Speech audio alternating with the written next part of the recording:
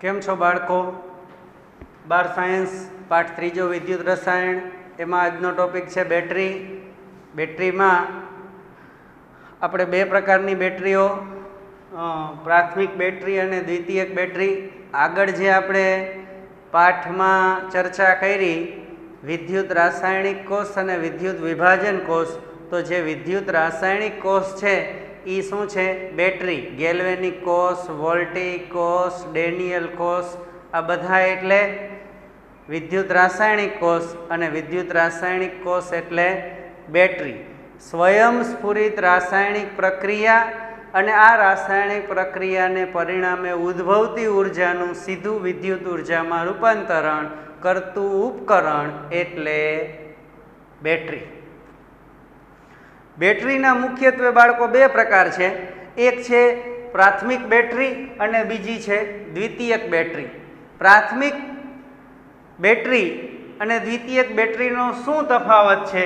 તો કે જે બેટરીમાં એક જ વખત રાસાયણિક પ્રક્રિયા થાય, પ્રક્રિયા માત્ર એક જ વખત થાય,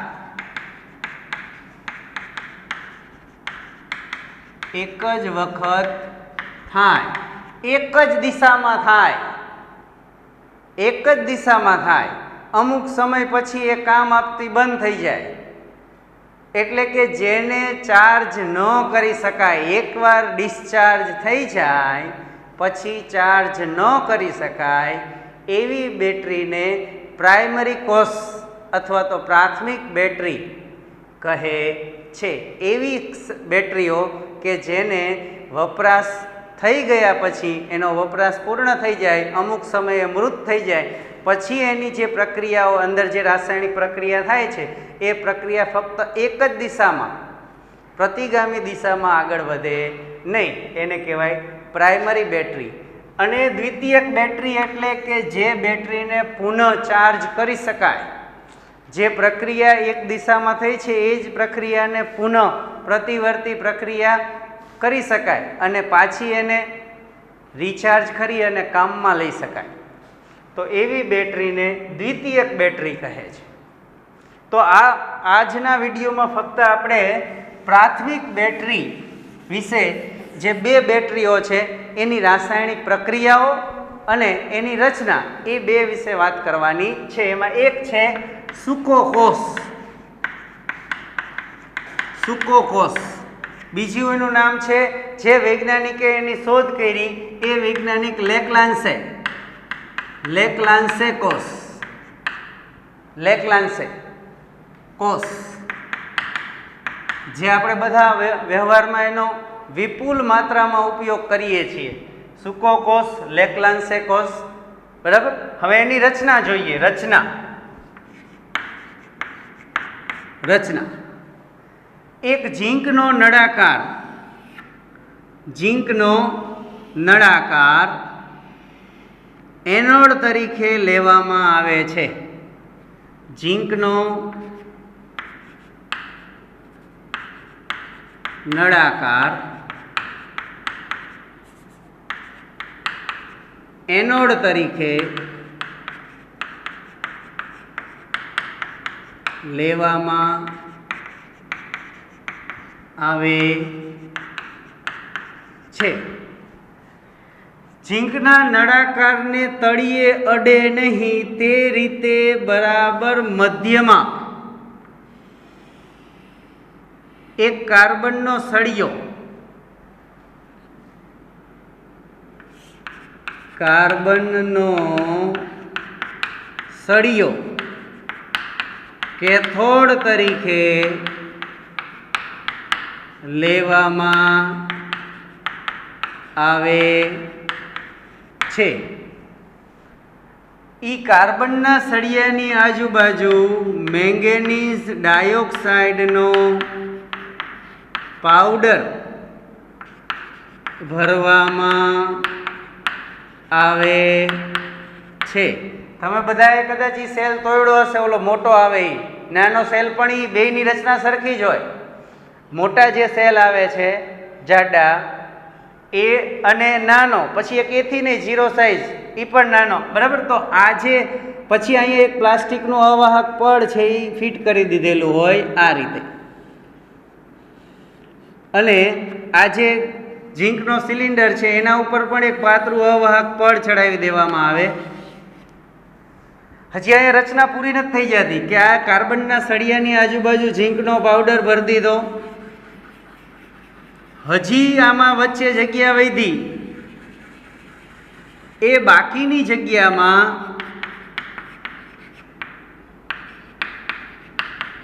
સહાયક લુગદી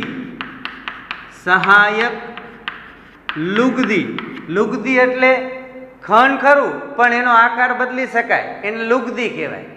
પોચી સહાયક લુગદી તરીકે ઝીંક ક્લોરાઇડ અને એમોનિયમ ક્લોરાઇડ, ઝીંક ક્લોરાઇડ અને એમોનિયમ ક્લોરાઇડની સહાયક લુગદી એ આ બાકીની જગ્યામાં ભરવામાં આવે છે. અહીંયા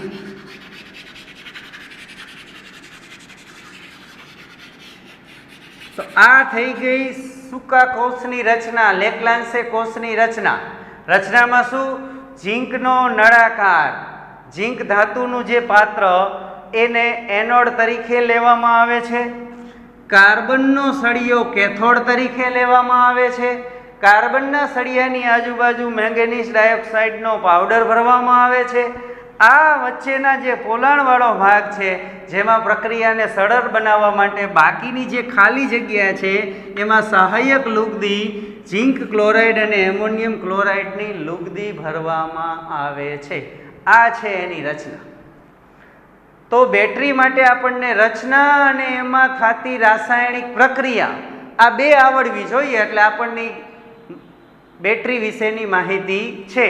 તો સૂકા કોષની રચનામાં આ જે રચનામાં ઝીંકનો નળાકાર એનોડ તરીકે, કાર્બનનો સળિયો કેથોડ તરીકે, એની આજુબાજુ મેંગેનીઝ ડાયોક્સાઇડનો પાવડર ભરવામાં આવે છે, ઝીંક ક્લોરાઇડ અને એમોનિયમ ક્લોરાઇડની લુગદી સહાયક તરીકે લેવામાં આવે છે. હવે એનોડ અને કેથોડ ઉપર થતી પ્રક્રિયા ખૂબ જ મહત્વની, આપણને બધી બેટરીઓ માટે આ પ્રક્રિયા આવડવી જોઈએ.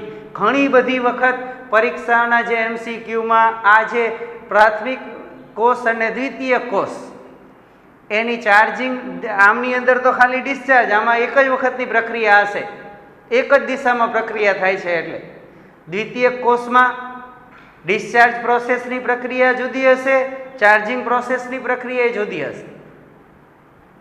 તો એ સમીકરણો યાદ રાખવાના, ઘણી બધી વખત પૂછાયેલા છે. એનોડ ઉપર કઈ પ્રક્રિયા થશે? તો કે ભાઈ પહેલા તો એનોડ ઉપર શું થશે બાળકો? ઓક્સિડેશન. કોનું ઓક્સિડેશન થશે? ઝીંકનું ઓક્સિડેશન થશે એટલે એમાંથી Zn પ્લસ બનશે અને ઇલેક્ટ્રોનને રિલીઝ કરશે. ઓક્સિડેશન થશે. કેથોડ પર શું થશે? જ્યાં રિડક્શન થાય એને જ કેથોડ કહેવાય. ત્યાં રિડક્શન થશે. કાર્બન જે છે એ તો નિષ્ક્રિય ધ્રુવ તરીકે વર્તશે, એની સપાટી પર રિડક્શન પામશે. કોણ રિડક્શન પામશે? મેંગેનીઝ ડાયોક્સાઇડ રિડક્શન પામશે, ઇલેક્ટ્રોન મેળવશે અને મેંગેનીઝ ઓક્સાઇડ કમ હાઇડ્રોક્સાઇડ વત્તા Mn અહીંયા ઇલેક્ટ્રોનને સ્વીકારશે. અહીંયા છે Mn જે છે એ Mn અહીંયા સોરી ઇલેક્ટ્રોન સ્વીકારશે, એની સાથે સાથે એમોનિયમ NH4, આ જે એમોનિયમ ક્લોરાઇડમાંથી એમોનિયમ જે આયનો છે એ એમોનિયમ આયનો એ MnOOH વત્તા એમોનિયમ આયનોનું એમોનિયામાં રૂપાંતર થશે. એમોનિયમ આયનોનું શેમાં રૂપાંતર થશે? એમોનિયામાં. એ સમીકરણ ઓલી બાજુ તમારે કપાય છે તો અહીંયા લખું. આ રચના તો આપણે ફરીથી MnO2 વત્તા આ જે ઇલેક્ટ્રોન મેળવે NH4 પ્લસ વત્તા ઇલેક્ટ્રોન મેળવે રિડક્શન પામે MnO OH વત્તા NH3 વીજભારની દ્રષ્ટિએ સમીકરણ. હવે અહીંયા મેંગેનીઝ ડાયોક્સાઇડનું રિડક્શન થયું એ ચેક કરવું છે. હા, ચેક કરવું છે. અહીંયા મેંગેનીઝનો ઓક્સિડેશન આંક Mn+4 હતો મેંગેનીઝ ડાયોક્સાઇડમાં Mn+4. Mn manganese dioxide OH hydroxide બન્યું, એની અંદર મેંગેનીઝનો ઓક્સિડેશન આંક થયો +3. ઇલેક્ટ્રોન સ્વીકાર્યો એને. હા, ઇલેક્ટ્રોન સ્વીકાર્યો. એના ઓક્સિડેશન આંકમાં ઘટાડો થયો. હા, ઓક્સિડેશન આંકમાં ઘટાડો એટલે રિડક્શન. તો Mn+4 માંથી Mn+2 બન્યું. આ જે એમોનિયા ઉત્પન્ન થાય છે એ એમોનિયા અને આ જે કેથોડની એનોડની પ્રક્રિયામાં જે ઝીંક આયનો ઉત્પન્ન થાય છે એ ઝીંક આયનો એ સંકીર્ણ બનાવે Zn+2 આયનો અને એમોનિયમ આ બે સંકીર્ણ બનાવે ZnNH3 4 ટાઈમ્સ. આવું સંકીર્ણ બનાવે. એમ તો આગળ આ જે ક્લોરીન છે એ ક્લોરીન એની સાથે જોડી છે. ટેટ્રા એમાઇન ઝિંક ક્લોરાઇડ નામનો સંકીર્ણ બનતો જાય. જેમ જેમ આ કોષ વપરાતો જાય એમાં ઝીંકનું જે પડ છે એ પાતળું થતું જાય અને જ્યારે કોષ મૃત થઈ જાય ત્યારે આ પડ છે એ ખૂબ જ પાતળું થઈ ગયેલું હોય. એની બાજુ અવાહક પડ ચડાવેલું હોય અને એ કઠણ પૂઠાણનું હોય અથવા ધાતુનું હોય. નહીંતર જે ડિસ્ચાર્જ થતો જાય એમ એનું જે સપાટી છે એ પાતળી થતી જાય. ઝીંક છે એ સંપૂર્ણ ધીમે ધીમે ઓગળતો જાય. જ્યારે આ કોષ કાર્ય કરતો હોય ત્યારે એમાં કન્ટિન્યુ 1.5 વોલ્ટ જેટલો પોટેન્શિયલ આપે છે. આ સેલ પોટેન્શિયલ કેટલો છે? 1.5 વોલ્ટ. તો આ પ્રક્રિયા જો અહીંયા આ જે સમીકરણ છે આ સમીકરણમાં 2 ઇલેક્ટ્રોનની સ્વીકાર કરે, અહીંયા 2 ઇલેક્ટ્રોન ગુમાવે છે. આ સમીકરણને આવી રીતે પણ લખી શકાય, NH4 પ્લસ 2 ઇલેક્ટ્રોન, અહીંયા MnO એ જે છે Mn2O3 ઇન્ટુ H2O વત્તા 2NH3 આમ પણ લખી શકાય. Manganese dioxide into H2O. આ બે પ્રક્રિયા સરખી જ છે. આ સમીકરણ તમારે આમાં નથી આપ્યું, આમાં આ સમીકરણ આપેલું છે. બે રીતે સમીકરણ લખી શકાય. જૂના કોર્સમાં આ રીતે સમીકરણ હતું. બે પ્રક્રિયા સરખી જ છે. અહીંયા 2 ઇલેક્ટ્રોન રિલીઝ થયા, આના પ્રક્રિયા 2 વાર થઈ. ઈ જ પ્રક્રિયા 2 વાર થાય ત્યારે આ જે અણુઓ છે એ બે એકબીજા સાથે જોડાય એટલે Mn2O3 મેંગેનીઝનો ટ્રાયઓક્સાઇડ બનાવે મેંગેનીઝ ડાયોક્સાઇડમાંથી. તો આ કેથોડ અને એનોડ વાળી પ્રક્રિયા, એનોડ ઉપર ઝીંકનું ઓક્સિડેશન થાય, Zn+2 બને, 2 ઇલેક્ટ્રોન રિલીઝ કરે. કેથોડ ઉપર મેંગેનીઝ ડાયોક્સાઇડ બને, મેંગેનીઝ ડાયોક્સાઇડ જે છે એ ઇલેક્ટ્રોન સ્વીકારી અને રિડક્શન અનુભવે. એટલે મેંગેનીઝ ડાયોક્સાઇડ એમાં Mn+4 માંથી Mn+3 બને, રિડક્શન અનુભવે.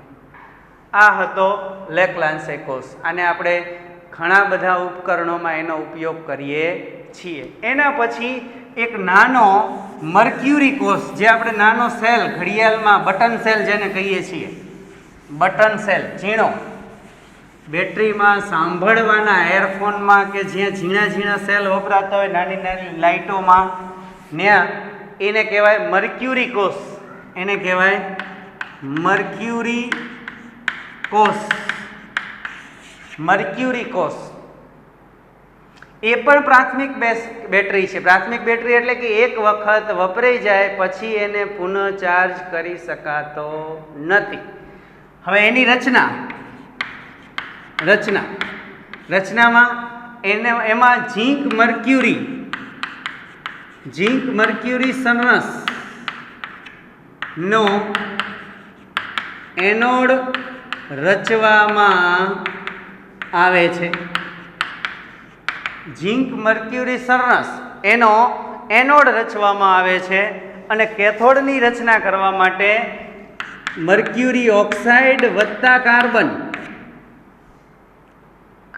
અને મર્ક્યુરી ઓક્સાઇડ વત્તા કાર્બનનો કેથોડ તરીકે ઉપયોગ થાય છે. ઓલામાં જેમ આપણે યાદ રાખ્યું હતું કે ઝીંકનો નળાકાર જે છે એનોડ તરીકે લેવામાં આવે છે, કાર્બનનો સળિયો એની બાજુ મેંગેનીઝ ડાયોક્સાઇડનો પાવડર કેથોડ તરીકે લેવામાં આવે છે અને સહાયક લુગદી તરીકે ઝીંક ક્લોરાઇડ ને એમોનિયમ ક્લોરાઇડની લેવામાં આવે છે. મર્ક્યુરી કેસમાં ઝીંક મર્ક્યુરી સરસ એટલે આ બેની મિશ્ર ધાતુ ઝીંક મર્ક્યુરી સરસનો એનોડ રચવામાં આવે છે. મર્ક્યુરી ઓક્સાઇડ અને કાર્બન એનો કેથોડ તરીકે ઉપયોગ થાય છે. પોટેશિયમ હાઇડ્રોક્સાઇડ અને ઝીંક ઓક્સાઇડની લુગદી સહાયક તરીકે લેવામાં આવે છે. જો આપણે આગળ ઘણીવાર જોઈ ગયા કે સહાયક લુગદી એટલે પ્રક્રિયાને આગળ વધવામાં જે આયનોની જરૂર છે એ આયનો પૂરા પાડે. આગળ જ આપણે જોયું કે કેથોડ ઉપર જે પ્રક્રિયા થાય છે મેંગેનીઝ ડાયોક્સાઇડનું રિડક્શન થાય છે કેથોડ ઉપર, તો મેંગેનીઝ ડાયોક્સાઇડના રિડક્શનમાં એમોનિયમનો આયન NH4 આયન એની જરૂર છે, સહાયક તરીકે કામ કરે છે. શેના તરીકે કામ કરે છે? સહાયક તરીકે. તો એવી જ રીતે આમાં પણ આ જે KOH માંથો જે OH માઇનસ આયન જે છે એ સહાયક તરીકે કામ કરે છે. એ શેના તરીકે કામ કરે છે? સહાયક તરીકે કામ કરે છે. હવે આમાં પ્રક્રિયા એનોડ અને કેથોડ પરની પ્રક્રિયા બહુ મહત્વની, આપણને બધા બેટરીની એનોડ કેથોડની પ્રક્રિયા આવડવી જોઈએ. એનોડ ઝીંક મર્ક્યુરી એનોડ ઉપર ઓક્સિડેશન થશે, ઓક્સિડેશનમાં OH માઇનસ આયનનો ભાગ લેશે, અને ઝીંક મર્ક્યુરીમાંથી ઝીંકનો ઓક્સાઇડ બનશે. ઝીંકનો શું બનશે? આ OH માઇનસ આયનો કોણ પૂરા પાડશે? આ લુગદી KOH પોટેશિયમ હાઇડ્રોક્સાઇડ અને ઝીંક ઓક્સાઇડની લુગદી જે છે એ OH માઇનસ આયનો પૂરા પાડશે. ઝીંક ઓક્સાઇડ બનશે અને H2O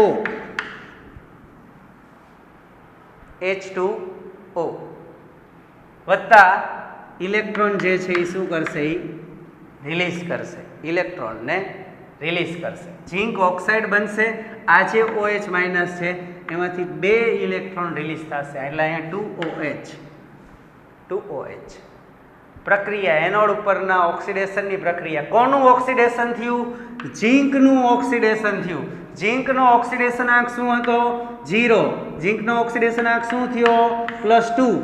0 માંથી +2 ઓક્સિડેશન આંકમાં વધારો એટલે ઓક્સિડેશન. ઓક્સિડેશન આંકમાં વધારો એટલે ઓક્સિડેશન.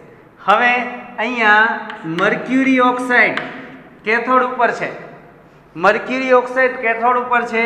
અહીંયા જે H2O ઉત્પન્ન થયા એ H2O અને 2 ઇલેક્ટ્રોન, એ 2 ઇલેક્ટ્રોન છે એ મર્ક્યુરી ઓક્સાઇડનું રિડક્શન કરશે. મર્ક્યુરી ઓક્સાઇડનું શું કરશે? રિડક્શન કરશે. મર્ક્યુરી જે છે એ છૂટો પડશે, મર્ક્યુરી સરસ બની જશે, વત્તા H2O માંથી OH માઇનસ આયનો જે એનોડની પ્રક્રિયામાં વપરાણા એ કેથોડની પ્રક્રિયામાં પાછા ઉત્પન્ન થઈ ગયા. બે બાજુ વીજભારની દ્રષ્ટિએ સમીકરણ તટસ્થ છે.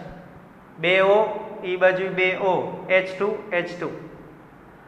એટલે કે અહીંયા જે OH વપરાણા એ OH જે છે એ પાછા આ પ્રક્રિયાને અંતે મળી ગયા. પરિણામી પ્રક્રિયા શું થશે?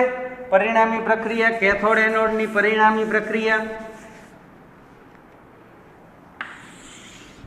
આ બે બાજુથી આટલું તો આ બાજુ છે, આ બાજુ ઉડી જશે, એટલે પરિણામી પ્રક્રિયા Zn Hg અને HgO. ઝીંક મર્ક્યુરી સરસ એનોડ, મર્ક્યુરી ઓક્સાઇડ કેથોડ. ઝીંક મર્ક્યુરી છે એનોડ છે, એમાંથી ઝીંક ઓક્સાઇડ બનશે અને આ જે મર્ક્યુરી ઓક્સાઇડમાંથી મર્ક્યુરી જે છે એ ઉદ્ભવશે. મર્ક્યુરી ઓક્સાઇડમાંથી મર્ક્યુરી, અહીંયા એનું રિડક્શન થશે, અહીંયા ઓક્સિડેશન. આ પરિણામે આ સેલનો વોલ્ટેજ છે 1.35 વોલ્ટ. આ સેલની ખાસિયત એ છે કે સંપૂર્ણ આવરદા દરમિયાન કોઈ પણ પ્રકારના નવા આયનો ઉદ્ભવતા નથી. ખાસિયત શું છે?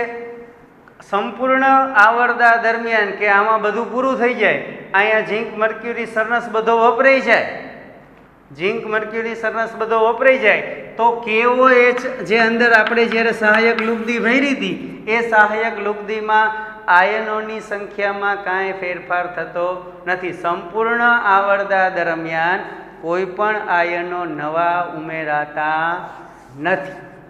તો આ બે કોષની રચના સરળ છે અને એની ખાસ તો કેથોડ અને એનોડ ઉપર થતી પ્રક્રિયાઓ, આ ચારેય પ્રક્રિયાઓ તમને મોઢે લખતા આવડવી જોઈએ. આગળના વિડીયોમાં આપણે દ્વિતીયક બેટરી, જે લેડ સંગ્રાહક કોષ છે, બળતણ કોષ છે, એના વિશેનો અભ્યાસ કરશું.